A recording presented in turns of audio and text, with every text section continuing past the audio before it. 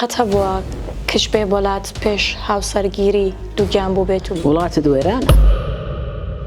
دکتۆر ئەو کەسانەی ڕەگەزی خۆیان ئەگۆڕن توانای خستنەوەی مناڵیان هەیە؟ بە هیچ نەوعاشی ڕاست نییە. وڵی نەخۆشم هەیە ئەمری 19 سارە سێمەداری هەیە. دوو هاوسەر کەی ئامادەن بۆ ئەوەی مناڵ دروست بن؟ خۆ ئەو کەلەمت بە قەبنی ئیوەیە مندارێت بێ کە تو لە مارەی ژۆری تەنیاد نەبی لەگەر ژنەکەت 2-3 ساعت پێکەوە بی مدار لۆچیە. دکتۆرە بەم دوایانە ڕۆبۆتێکیان دروست کردووە کە لە جیاتی دایک مناڵ دروست دەکات. دەنجی بە پیاوەندە چوو گوتمۆرە بزانمەوە چییە گوتی وام پێخۆش بووەکە ماسوولکەی دروستکە.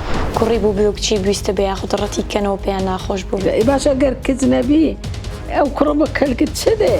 مدار لەوەیەدا کووا بکە بەخەویکە نەگنانکە کاری پەڕێنی. منداڵبوون لە ڕێگەی سروشتی یاخود نەشتەرگەری چارەمیش نین. دەینی هۆیەکی دیشەیە پیاوەکە سەبەبە تۆیەکانی باش نینە. هۆکاری نەزۆکی لە ژنان و پیاواندا چییە؟ جنسی خۆی بگۆڕی مەعنا ئەو بە شەریەتیشی گۆڕی. لە چاوپێکەوتنێکدا دەڵێیت بۆ بینینی من پێویستەکە $300 بن. دووسێ گولەشیان لێدام خۆامی نەکوت هەم لێشم هەبوو.